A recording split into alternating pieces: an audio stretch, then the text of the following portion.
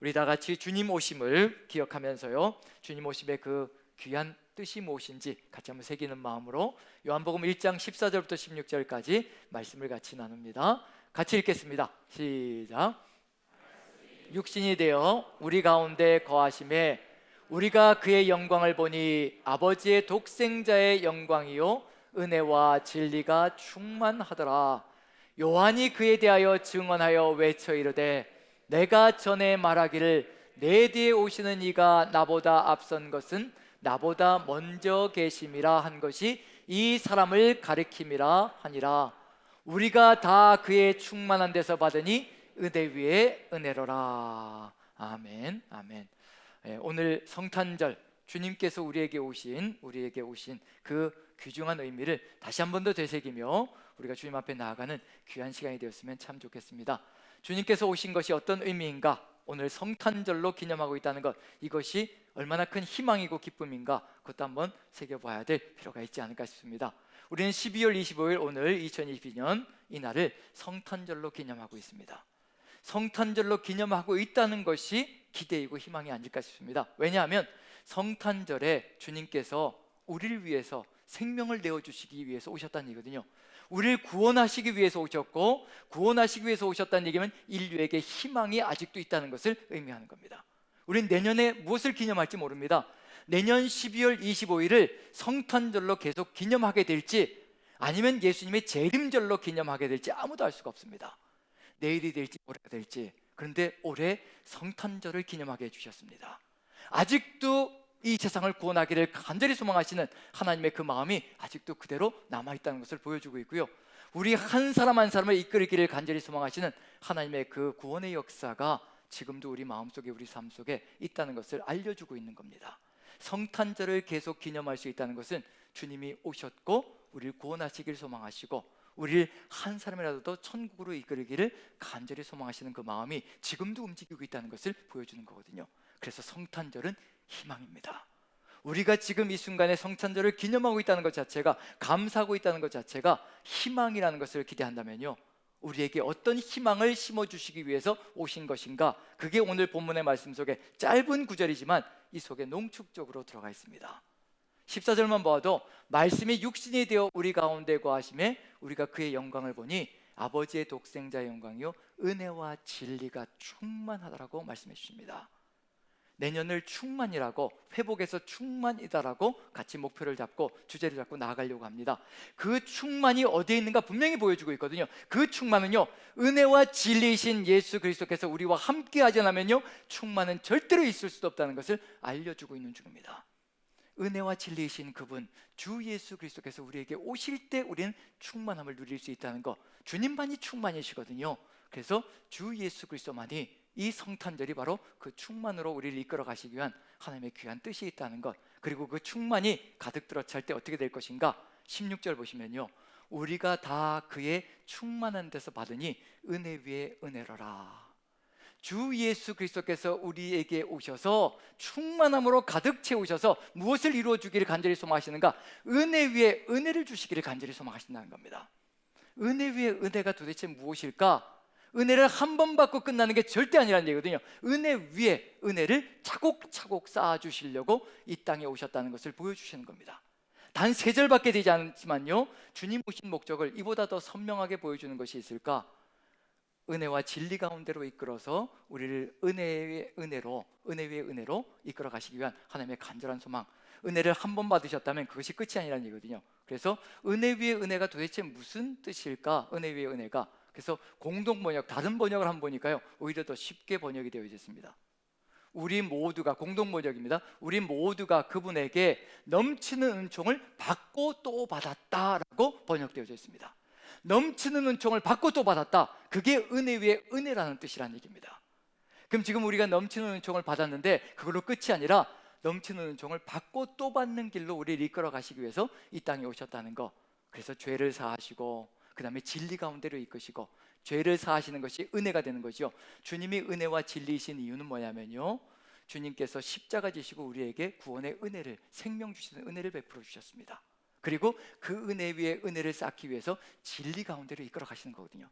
저절로 은혜 위에 은혜가 이끌어지는 것이 아니라 은혜와 진리이신 주님이 우리 안에 들어오셔서 우리가 은혜를 누리고 진리 가운데로 살아갈 때 넘치는 은혜가 넘쳐난다는 것. 그래서 은혜 위에 은혜, 넘치는 은총을 받고 또 받았다. 그걸 어떤 목사님은 이렇게 표현합니다. 한번 사진을 보시면 은혜 위에 은혜, 넘치는 은총, 받고 또 받았다. 무슨 뜻인가 한번 이해가 되지 않을까 싶습니다. 자, 무슨 내용인가요? 어떤 사진인가요? 그냥 파도 치는 사진이라고 생각하면 그냥 파도일 뿐인데, 파도가 어떻게 하나요? 밀려오고 밀려오고 밀려오고 끊임없이 밀려옵니다. 멈추지 않습니다. 파도는요 계속해서 칩니다. 한 번 밀려오고 끝나는 것이 아니라 또 밀려오고 그 다음에 또 밀려오고 더 큰 것이 밀려오고, 이렇게 평생을 걸어가게 만드시기를 원하시는 것이 하나님의 은혜라는 것을 알려주고 있고요, 주님께서 이 땅에 오신 목적이라는 겁니다.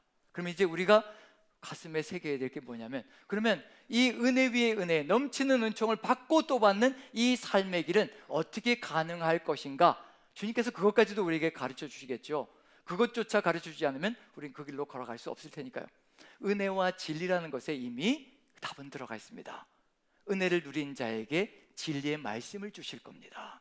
그 진리의 말씀을 주시는 이유는 뭐냐면요, 은혜 받은 자에게만 주시는 것이 진리의 말씀이거든요.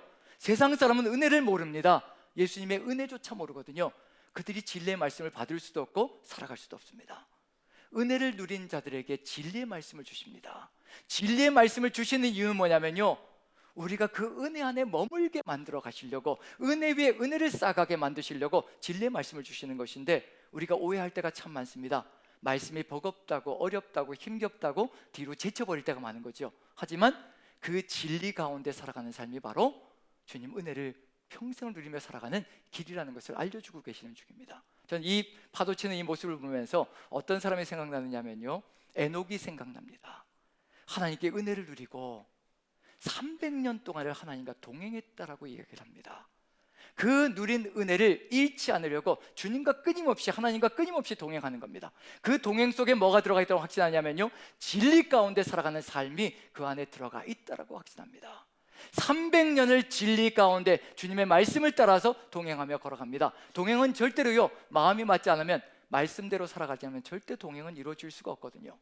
300년 동안을 동행하면 어떻게 될 것인가? 이 세상 사람일 것인가? 이 세상 사람이 아닌 거지요. 주의 은혜 가운데 하나 되어져서 주님과 함께 살아가는 삶이니 그 자체가 천국일 겁니다.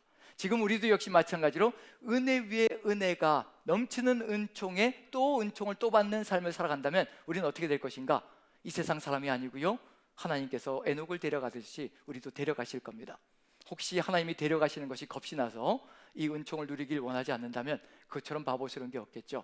이 은총의 은총을 누리면서 평생을 걸어가는 길이 어디에 있을 것인가? 그 답을 이제 찾아가는 게 오늘의 목표요, 오늘의 길일 것이라고 생각되어집니다. 주님께서 오신 목표가 바로 그것이기 때문에요, 이 은혜 위에 은혜, 한번 우리가 예를 들어서 한번 살펴볼 텐데요, 이스라엘 민족의 삶을 통해서, 구원받은 이스라엘 민족의 삶을 통해서 은혜 위에 은혜가 어떤 것인지 한번 나눠봤으면 참 좋겠다는 생각이 듭니다. 이스라엘 민족이 애굽 땅에서 구원을 받았죠. 그 구원의 은혜가 가득 들어차 있습니다. 그런데 그것으로 끝이 아니죠. 삶을 살아가면 또 역경이 닥치게 되어 있죠. 홍해가 가로막혀 있습니다. 구원을 받았는데, 구원의 은혜가 가득 들어차 있는데, 구원의 은혜를 가득히 찬양하며 나왔는데 홍해가 가로막혀 있습니다. 그때 울부짖자 하나님께서 홍해를 갈라주십니다. 은혜 위에 은혜가 들어가는 거죠. 또 홍해를 가르고 광야로 나왔는데 광야에 나오니 마실 물이 없고 먹을 것이 없습니다. 그래서 또 하나님께서 또 쓴물을 단물로 만들어 주시고 거기에 덧붙여서 또 하늘에서 만나를 내려주십니다. 은혜 위에 은혜가 계속 차곡차곡 쌓이는 거죠. 그걸 보여주시면서 이스라엘 민족에게 알려주시는 것이 있습니다. 이와 같은 은혜를 평생을 누리며 걸어가는 길이 있다는 것을 알려주시는 거죠. 시내산에서 말씀을 주십니다. 진리의 말씀을 주시는 거죠. 이제 그 진리의 말씀을 따라서, 주님의 뒤를 따라서 나아간다면, 인도하심을 따라 살아간다면 이 은혜 위의 은혜가 절대 사라지는 삶이 되지 않을 것이라, 진리를 지키며 살아가는 삶, 그걸 알려주시는 거죠. 그런 점에서 말씀을 주신 것은 결국 생명이고 은혜라는 것을 알려주고 있습니다. 자, 그러면 이제 알아봐야 될 게 뭐냐면요, 말씀을 따라 살아가는 것이 결코 가볍지 않습니다. 쉽지 않거든요.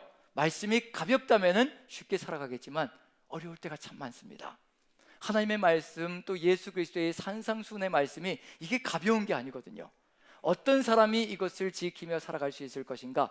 이스라엘 민족의 실패를 통해서 실패할 수밖에 없었던 이유가 뭔지 한번 살펴보면요, 우리는 그걸 반대로 가져가면 되거든요.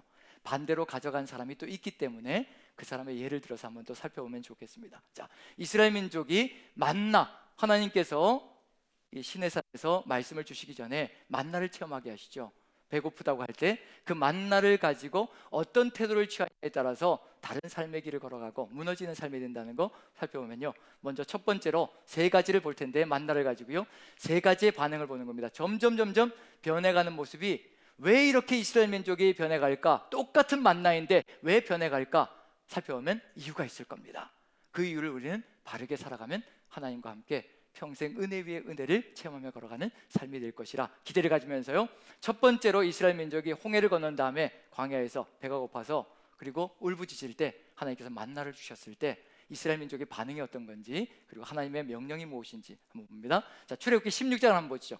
출애굽기 16장, 자, 31절을 한번 살펴봅니다. 16장 31절 같이 읽습니다. 시작. 이스라엘 족속이 그 이름을 만나라 하였으며 가시같이 희고 맛은 꿀 섞은 과자 같았더라. 이스라엘 민족이 만나를 처음 체험하자마자 이름을 만나라고 이름을 짓습니다. 그런데 히브리어 원어는 어떤 단어냐면요, 만후라는 단어입니다. 만후. 만이라는 단어는 히브리어로 무엇이냐라는 뜻이고요, 후라는 단어는 뭐냐면 이것, 그리고 대명사가 되는 거죠. 이것저것 할 때 그 대명사가 됩니다. 그래서 만후를 합치게 되면 어떤 뜻이 되는가? 이것이 무엇이냐? 이것이 도대체 무엇이냐? 놀라는 감탄이 가득 들어차 있는 겁니다. 그게 만납니다. 어느 누구도 체험하지 못했거든요.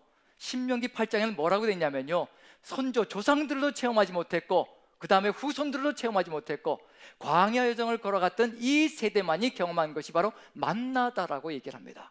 하나님께서 주신 은혜의 선물이라는 얘기거든요. 어느 누구도 체험하지 못한 놀라운 것을 체험시켜 주시는 겁니다. 그래서 얼마나 놀랐으면 아무도 본 적이 없으니까 이것이 도대체 무엇이냐, 만후라고 이름을 붙였거든요. 그래서 그 앞에 자만 따서 만이라는 것만 따가지고 무엇이냐라는 것만 따가지고 만나 이름을 붙였습니다. 그래서 만나를 생각하시면 이렇게 생각하시면 됩니다. 이게 뭐냐, 도대체 내 삶 속에 어떻게 이런 일이 발생할 수 있느냐, 내 삶 속에 어떻게 이런 기적을 일으켜 줄 수 있는가, 놀라고 감탄하는 것을 의미하는 겁니다.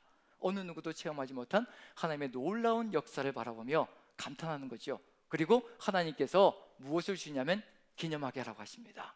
이런 감탄을, 이런 것을 끊임없이 누리게 만들어 주실 것이라는 의미로 32절의 말씀을 주시는 겁니다. 같이 한번 읽어보죠. 이렇게 하는 겁니다. 같이 시작. 모세가 이르되 여호와께서 이같이 명령하시기를 이것을 오멜에 채워서 너희의 대대 후손을 위하여 간수하라. 이는 내가 너희를 애굽 땅에서 인도하여 낼 때 광야에서 너희에게 먹인 양식을 그들에게 보이기 위함이니라 하셨다 하고, 무엇을 하게 만드시냐면요, 만나를 항아리에 담아가지고 보관하라고 얘기하시는 겁니다. 그리고 여기서 중요한 건 뭐냐면요, 무엇을 기억하게 만드시는 걸까? 만나를 기억하게 만드시는 걸까? 내가라는 하나님을 기억하게 만드시는 걸까? 그걸 중요하게 생각해야 되는 겁니다. 만나가 중요한 것이 아니라 내가 너희를 애굽 땅에서 인도해서 어떻게 광야에서 먹인 것인지 이것이 증거가 될 것이라, 그걸 보여주시는 겁니다. 우리가 기억해야 될 것이 무엇인지 그걸 알려주시는 겁니다. 이렇게 놀라운 것을 체험하게 해주셔서 세상에 어느 누구도 보지 못한 것을, 이게 도대체 뭡니까 하나님? 이런 것을 나에게 일으켜 주실 수가 있습니까? 이렇게 놀라운 것을 어떻게 나에게 이렇게 체험케 하십니까? 그 체험을 끊임없이 기억나게 만들어 하나님만이 그런 것을 해줄 수 있는 분이라는 것을 계속해서 기억하게 만들고 감사하게 만들므로 평생을 그 은혜 가운데 거하게 만들어 가시려고 주님께서 이렇게 기억해 하시는 겁니다. 이 속에 들어가 있는 것은 무엇이라고 생각되느냐면요, 감사를 기억하게 만드는 것이라고 생각합니다. 우리가 감사 노트를 쓰고 있지요.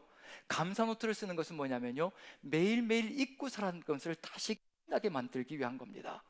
하루 종일 살면서 감사가 쏟아져 나오지 못할 때가 있거든요. 그런데 곰곰이 하루를 생각해 보며 우리에게 감사거리가 얼마나 많은가 한번 생각해 보십시오. 우리 스스로의 힘으로 호흡할 수 있는 것도 감사고요, 우리 스스로의 힘으로 걸어 다닐 수 있는 것도 감사고요, 우리 스스로 생각할 수 있는 것도 감사고요. 지금 이것을 하지 못하는 수많은 사람들이 있다는 것을 생각하면 우리가 지금 호흡하는 것마저도 감사이고 우리가 살아가는 모든 순간이 감사라는 것을 고백할 수 있을 거거든요. 그걸 다시 한 번 더 기억할 때 누구를 생각할 수 있냐면 하나님이 누구이신가를, 하나님께서 얼마나 소중한 분인가를 다시 한 번 더 기억하며 나아갈 수 있지 않을까라는 생각을 해봅니다. 그런데 이와 같이 출애굽기 16장에서는요, 이와 같이 탄성을 내지르며 하나님께서 이렇게 우리에게 해주셨다, 이제 이것을 기억하며 감사하는 마음으로 나가겠다라는 그런 고백과 하나님의 마음이 들어가 있는데, 점점 살아가며 광야길을 걸어가며 무너지는 것이 있습니다. 만나에 대해서 어떻게 생각하고 있는지, 민수기 시내산을 건너서요, 이제 시내산에서 말씀을 받고 이제 민수기의 광야로 나아갑니다. 그때 어떤 태도가 되는지 한번 살펴보시죠. 자, 민수기 11장입니다. 11장 6절 같이 한번 읽어보죠. 다른 번역으로도 한번 생생하게 현실감 있게 어떤 표현인지 한번 살펴보기 위해서 다른 번역도 좀 넣어놨습니다. 자, 11장 6절 먼저 같이 한번 읽어보죠. 시작. 이제는 우리의 기력이 다하여 이 만나 외에는 보이는 것이 아무것도 없도다 하니, 벌써 태도가 어떤가요? 벌써 달라지기 시작합니다. 똑같은 만나거든요. 만나라는 이름은 그대로 살아있습니다. 만우는 그대로 살아있는 거예요. 이게 도대체 무엇입니까? 하나님, 이렇게 놀라운 것을 일으켜 주십니까? 만나라는 이름은 그대로 살아있는데 이 만나 외에는 보이는 것이 아무것도 없다라고 불평을 해대기 시작합니다. 이걸 좀 더 현실감 있게 생생하게 세 번역과 공동 번역으로 읽어보면요, 세 번역을 먼저 한번 읽어보죠. 같이 시작. 이제 우리 눈에 보이는 것이라고는 이 만나밖에 없으니 입맛마저 떨어졌다. 우리 이렇게 고백할 때 있지 않나요? 하나님을 향해서 어떻게 내 인생을 이렇게 험악하게 만들어 놓을 수가 있습니까? 내가 이 꼴하지 보려고 예수님을 믿는 줄 압니까? 라고 호소하며 항변할 때가 있다는 얘기거든요. 똑같은 하나님의 사람이고 똑같은 하나님의 은혜를 입은 사람인데 그렇게 우리 입에서 다른 것이 쏟아져 나갈 때가 있습니다. 입맛마저 떨어졌다는 겁니다. 그걸 또 공동번역에서는 뭐라고 번역하냐면 이렇게 번역합니다. 같이 시작. 지금 우리는 먹을 것이 없어 죽는구나. 보기만 해도 지긋지긋한 이 만나밖에 없다니. 이렇게 얘기해 보신 적 있으신가요? 하나님의 은혜를 지긋지긋하다, 아주 그냥 입맛마저 떨어졌다, 이렇게 고백해 보신 적이 있으신 분들, 웃음으로 화답해 주시는 분들은 고백이 있었던 걸로, 지금 이렇게 지긋지긋하다 만나, 똑같은 만나인데 이와 같이 되어지고 있습니다. 이게 무엇이 변해가고 있는 중일까? 뭐가 지금 변해가고 있는 중일까? 만나는 똑같이 주어지고 있는 중이거든요. 근데 그것이 싫다라고 이야기를 합니다. 마지막 순간에 가면 민수기 21장 가면요, 이제 만나라는 이름마저 사라지고 이게 뭘로 둔갑해 버리는지 한번 살펴봅니다. 민수기 21장입니다. 5절입니다. 같이 읽습니다. 시작. 백성이 하나님과 모세를 향하여 원망하되 어찌하여 우리를 애굽에서 인도해 내어 이 광야에서 죽게 하는가? 이곳에는 먹을 것도 없고 물도 없도다. 우리 마음이 이 하찮은 음식을 싫어하노라 하매. 어떤 단어가 사라져버리냐? 만나라는 단어, 이것이 도대체 무엇인가? 하나님께서 어떻게 이렇게 놀라운 역사를 일으켜 주셨는가? 만나라는 단어가 사라져버리고요, 하찮은 음식으로 전락해버립니다. 하나님이 끊임없이 내려주신 것인데 그것이 하찮은 것으로 전락해버리고, 그리고 모든 것들이 하나님을 폄하하는 것으로 나아가버리고 맙니다. 우리도 인생길을 걸어가다 고난이 닥치면 이러한 불평을 하고 원망을 할 때가 참 많습니다. 하지만 그 고난을 주신 이유가 무엇인지, 저 광야길을 주신 이유가 무엇인지 우리에겐 분명히 이유가 있거든요. 하나님께 이유가 없을 수가 없습니다. 이스라엘 민족을 광야 여정을 걷게 하신 것, 무슨 의미일까? 이 광야 여정 속에서 하나님이 어떤 분인가, 내가 간 누구인가를 정확하게 깨닫지 못하면요, 가나안 땅에 들어가서 그 풍성한 것을 누릴 때, 젖과 꿀이 흐르는 땅에서요, 그 놀라운 축복을 누릴 때 인간이 변하면요, 모든 것이 끝장나는 겁니다. 하나님을 알지 못하면 하나님께서 이와 같이 광야에서 우리를 이렇게 아무것도 없는 가운데서도 채우셨다는 걸, 그것을 가슴 깊이 고백하며 나아가지 않으면요, 풍성한 것이 손에 쥐어질 때 이것을 가지고 욕심을 부려대고 탐욕을 부려대며 이것을 가지고 사람을 살리는 것이 아니라 죽이는 길로 가게 만들 것이거든요. 그래서 광야 여정을 통해서 만나를 가지고 우리를 신앙인으로, 하나님만 바라보는 사람으로 키워나가는 겁니다. 광야에서 너에게 만나를 먹이신 것은 너희를 줄이기도 하시고 낮추기도 하시고 너희의 마음이 어떠한지 보고 결국 마침내는 하나님이 입에서 나오는 모든 말씀으로 사는 줄을 깨닫게 만들어 가려고 하시는 것, 그게 바로 신명기 8장 3절에 들어가 있는 만나의 훈련입니다. 오직 하나님 한 분만으로 살아가는 백성으로 세워가시려고 이 훈련을 주시고 이 고난을 통과하게 하십니다. 그 사랑을 깨닫는다면 우리가 주님과 함께 어떻게 걸어가야 될 것인가, 그게 나타나는 거죠. 자, 이 세 가지로 변화되어 가는데 잃어버린 것이 무엇일까? 만나는 똑같죠. 만나의 맛이 변했을까요? 그대로일까요? 만나의 맛은 그대로입니다. 정말 일정하게 균등하게 우리 인간이 만들면 맛은 늘 다르지만 제 아내가 요리하면서 어떨까요? 요리가 똑같은 요리를 해도 늘 맛이 똑같을까요? 하면 다를까요?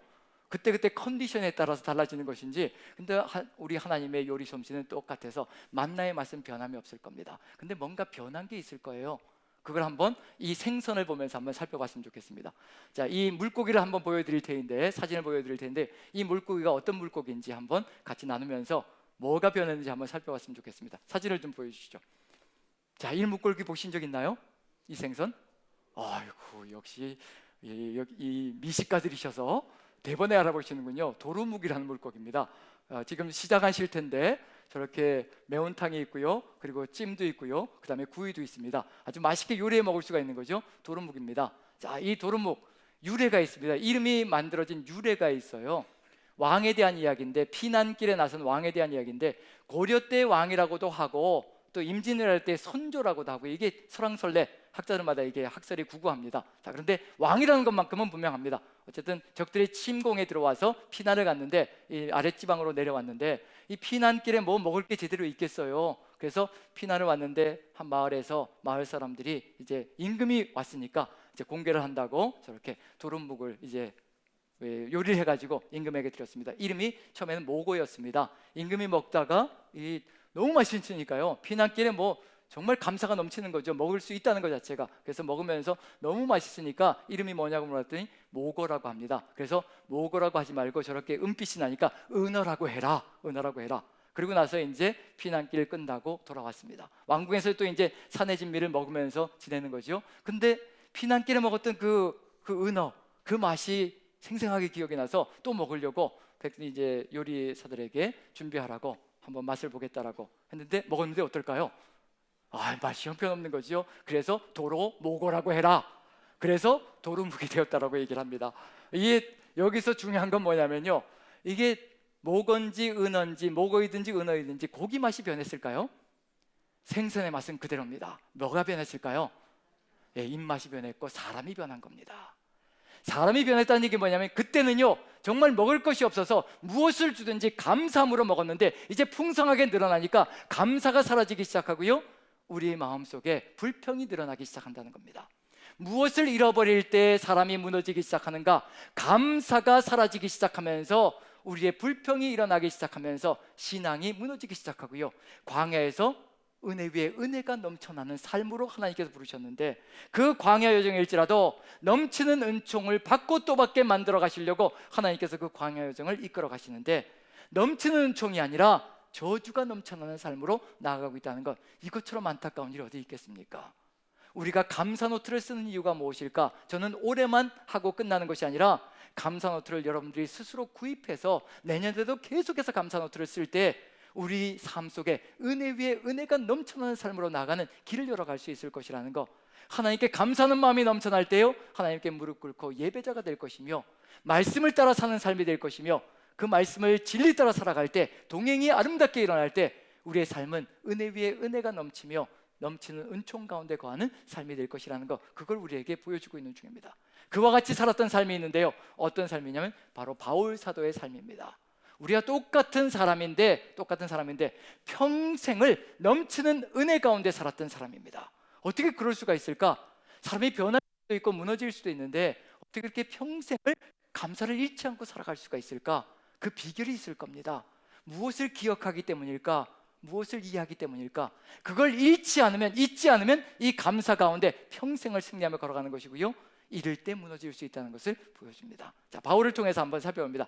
디모데전서 1장 12절부터 15절까지인데요, 디모데 전후서는 바울의 말년에 쓴 서신입니다. 말년에 썼다는 점에서 평생의 길을 걸어가며 바울이 지켜왔던 것들을 이야기하고 있는 중이거든요. 마지막 말년에 내가 전제와 같이 부어짐이 되고 이제 마지막을 기다리고 있다라고, 주님께로 갈 날을 기다리고 있다라고 말하는 그 시점이라는 점에서 그 시점까지도 지키고 있는 이 믿음이 도대체 무엇인가 한번 살펴봤으면 좋겠습니다. 자, 1장 12절을 같이 한번 읽어봅니다. 어떤 단어가 나오는지 한번 살펴보죠. 같이 시작. 나를 능하게 하신 그리스도 예수 우리 주께 내가 감사함은 나를 충성되이 여겨 내게 직분을 맡기심이니. 직분을 맡긴 것, 충성되게 여기서 직분을 맡긴 것을요, 감사함으로 계속해서 고백하고 있습니다. 지금 우리에게 직분을 맡긴 것, 사명을 맡긴 것이 감사로 계속해서 고백되어 주고 있는지, 해마다 연말이 되면 어찌하든지 이 사명을 내려놓으려고 우리가 안간힘을 쓰고 있는지, 어쩌든지 벗어나려고 최선을 다하고 있는지, 거기에 따라서 우리가 지금 어떻게 살아가고 있는지 그것이 드러나는 겁니다. 지금 바울은요, 마지막 순간까지, 죽음의 순간까지도 나에게 이 직분을 맡긴 것, 이렇게 돌에 맞고 파선의 위험, 사람의 위험, 짐승의 위험, 그리고 여러 가지 여러분의 매를 맞고 죽음의 지경까지 갔던 그 상황 속에서도 이 직분을 맡겨주신 것이 너무도 감사하다라고 고백하고 있습니다. 그 이유가 무엇인지 그 다음 절부터 등장합니다. 자신이 어떤 존재였던지를 가슴절절하게 고백하고 있고 깨닫고 있고 평생을 잊지 않고 있습니다. 내가 이런 존재였는데 하나님께서 나를 부르셔서 충성되이 여겨서 나에게 직분을 맡기셨다는 겁니다. 자, 13절 같이 한번 읽어봅니다. 시작. 내가 전에는 비방자요 박해자요 폭행자였으나 도리어 긍휼을 입은 것은 내가 믿지 아니할 때에 알지 못하고 행하였음이라. 내가 비방자요 박해자요 폭행자였다는 겁니다. 평생을 통해서 이걸 잊어본 적이 없다는 얘기입니다.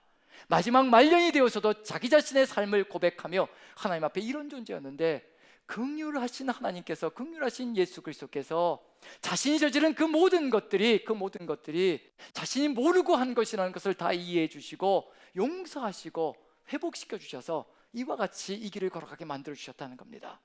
그래서 무엇을 깨닫냐면요, 14절 보시면 이러한 삶으로 계속해서 나아가게 만들어 주셨다는 겁니다. 같이 한번 읽어봅니다. 시작.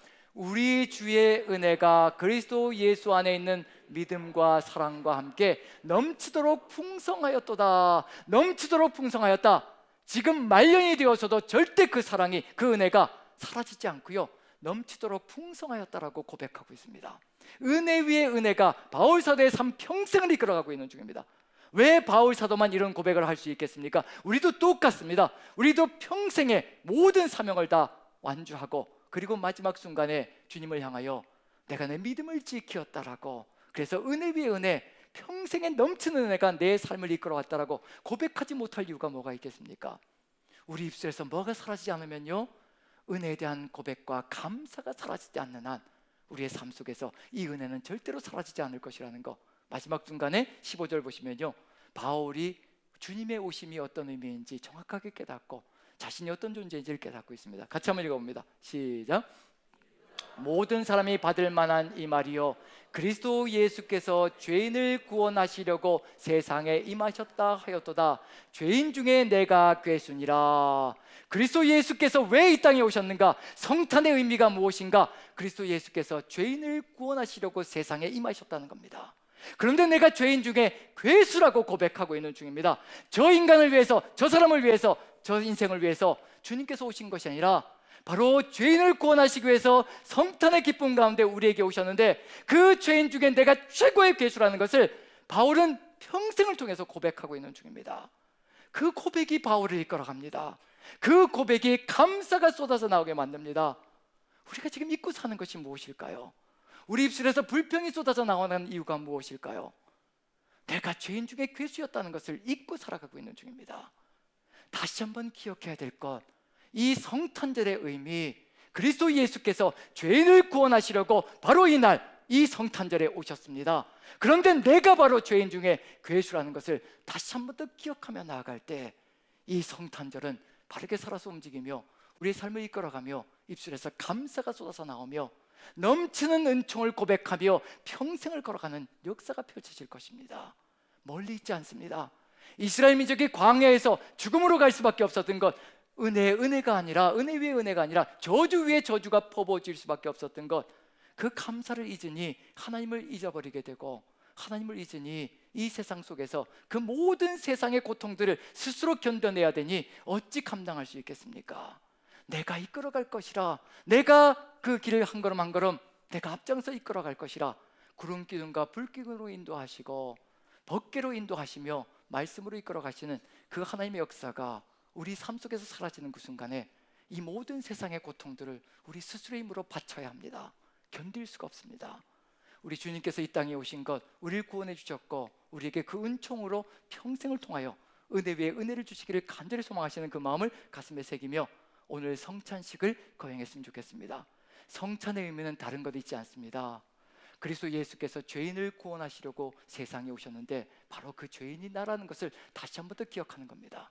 주님의 살을 먹으며 나를 위해서 이 살을 주셨고 주님의 피를 마시며 이 잔을 통하여 나를 위해서 이 피를 흘려주셨다는 것, 내가 죄인 중에 괴수임에도 불구하고 주님의 살과 피를 나에게 주심으로 내가 이렇게 회복되어져 은혜 위에 은혜를 누리는 존재가 되었다는 것, 그것을 고백하는 시간이 된다면 오늘 이 성탄절은 주님 오심의 의미가 우리 가슴 속에서 살아서 움직일 것이라고 확신되어집니다. 저와 여러분들 한마음 한뜻이 되어서 주의 성찬을 받으며 주님께서 우리 위에 오신 것, 살과 피를 먹고 마시며 주님과 함께 하나 되어 주의 은혜를 가득히 누리는 여러분들 되시기를 간절히 축원드립니다. 우리 같이 기도하고 성찬을 같이 나누도록 하겠습니다. 오늘 이 시간 같이 기도할 것은 우리가 얼마나 죄인 중에 괴수인지를 다시 한 번 더 기억하며 평생을 은혜로 인도해 주신 하나님께 감사하며 오늘도 주님께서 살과 피를 우리에게 보여주심으로 먹고 마시게 하심으로 주의 은혜 가득 차게 해주셔서 평생을 걸어가게 해주시는 그 은혜가 가득 차게 해주시는 그 은혜, 오늘도 이 자리에 함께 하시기를 간절히 소망하며 한마음으로 기도했으면 좋겠습니다. 주의 은혜 가득 차게 도와주시옵소서. 우리가 감사로 기억하게 도와주시옵소서. 다 같이 기도합니다.